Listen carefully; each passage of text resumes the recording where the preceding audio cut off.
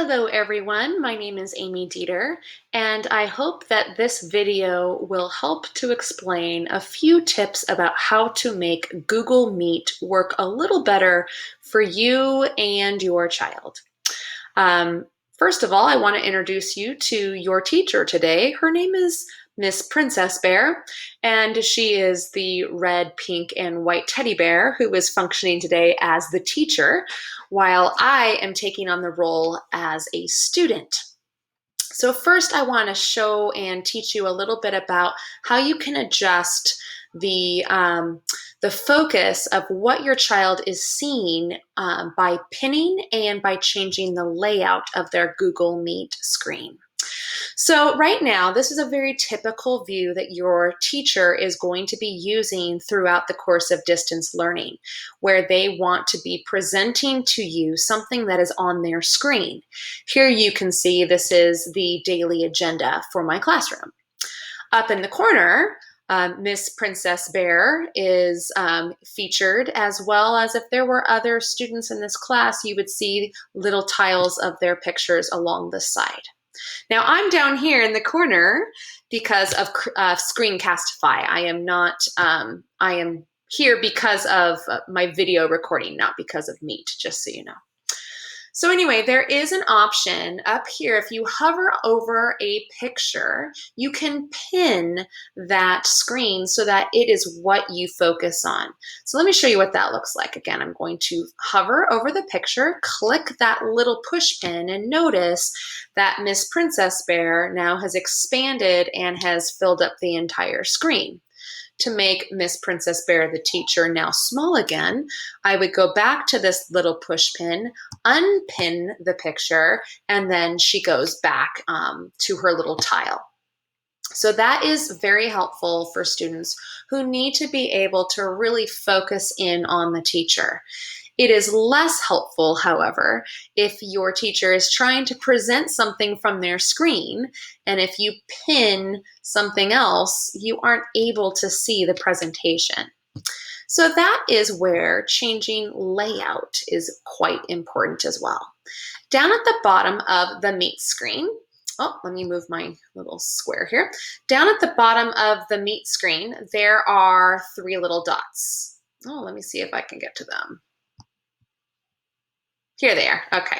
So there are three little dots that are stacked up on top of each other. I call this the snowman.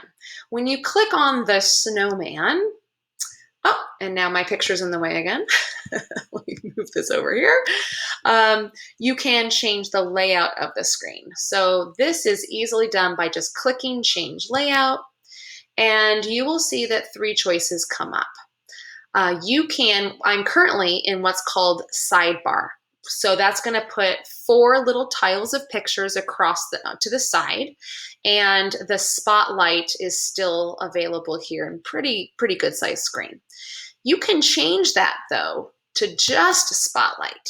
And when you do that, there is no need to pin anything because whatever your teacher is wanting you to see is automatically large. Okay. Another layout, however, which sometimes comes in handy, would possibly be the tiled layout. I like to start class in this layout so that they can see all of their friends. Now, right now, it's only me and Miss Princess Bear in the meeting, so there aren't very many tiles at all, okay? I also can adjust the size, I believe, of this screen. Can I? Well, maybe not. Guess not. Sorry. I'm used to Zoom. Sorry, I'm learning all of these new tricks. So I would, again, recommend that for our distance learning time, if you were to put things onto the spotlight view, that would be probably most helpful, or possibly the sidebar. That way they would still be able to see the picture of their teacher small in the corner and be able to see what was being presented simultaneously. Okay, so that's pinning and changing of the layout.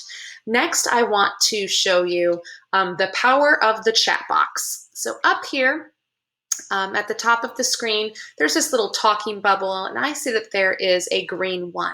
That means that the teacher has dropped something into the chat for me. So when I click on that, you'll notice that it opens up a chat bar on the right-hand side, and I notice that I have a link here.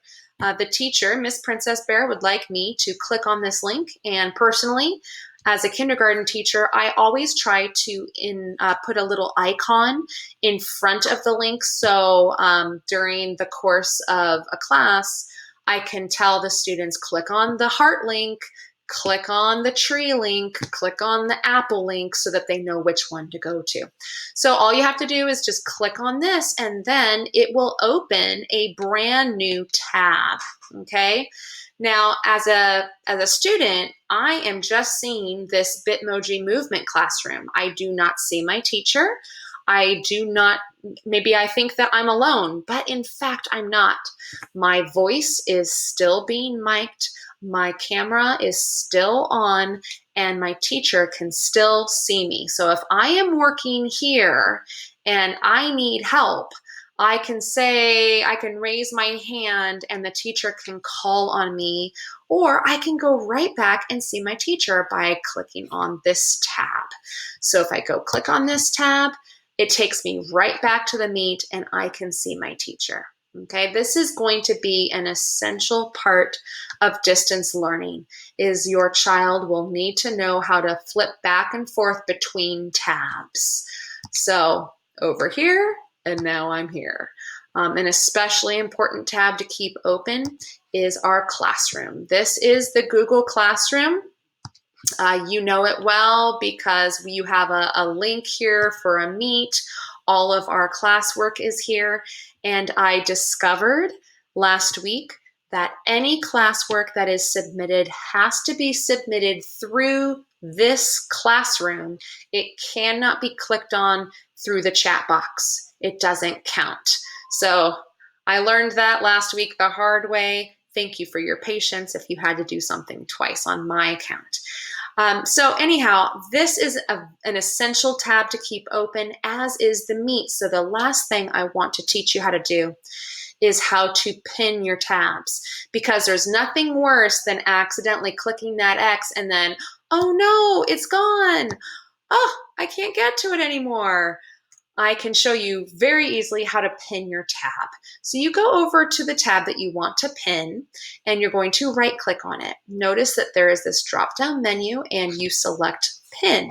See what happens to the tab. Put your focus right there.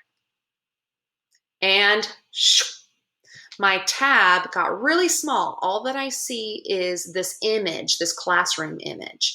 Same thing here. Right click, select pin, and watch what happens. All I see here is this red dot, meaning that my meeting is in progress.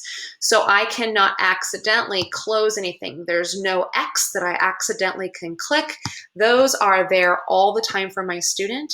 And so this would be a really valuable a piece of help that you could provide to your child, to pin these two tabs for them at the beginning of their Meet, especially if they're on the younger side. Perhaps a second and third grader could do this on their own.